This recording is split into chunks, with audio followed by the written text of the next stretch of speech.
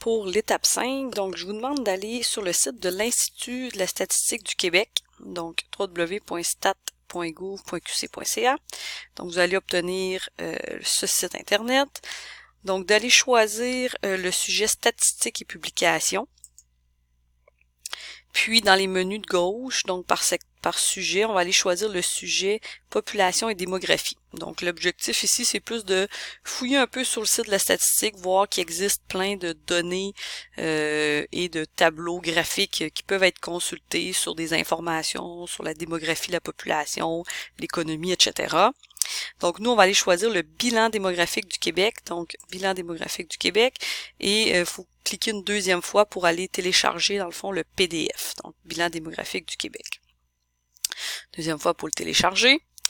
Donc, lorsque c'est fait, vous allez obtenir un document qui ressemble à peu près à ça, donc qui a en fait presque 200 pages. Donc, ce que vous faites, c'est que dans votre laboratoire, dans votre fichier Excel, vous allez peut-être ouvrir une nouvelle feuille appelée « Données construites » et vous allez aller répondre aux questions directement dans ce fichier-là. Donc, par exemple, si je reviens à mon fichier, donc dans la lettre A, je vous dis « Allez à la page 18 du document ». Donc, vous vous rendez à la page 18. Et puis, je vous pose quelques questions sur des données construites. Donc, à la page 8, on a l'évolution de la population au Québec entre 86 et 2018. Donc, je vous demande de trouver quelle est la population totale pour certaines années, calculer une variation relative, un taux de diminution, etc.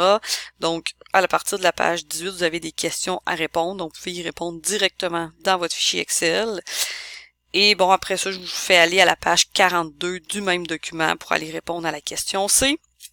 Lorsque vous aurez répondu à tout ça, donc c'est juste de fouiller, de faire quelques calculs, variations relatives.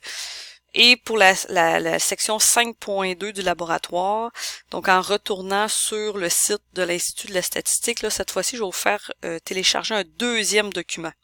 Donc en retournant sur le site, je vais vous faire télécharger un document qui s'appelle les noms de famille au Québec. Donc juste pour aller voir, fouiller un petit peu les noms de famille en 2006, là, le rang, combien il y avait de personnes, etc. qui avaient le même nom de famille.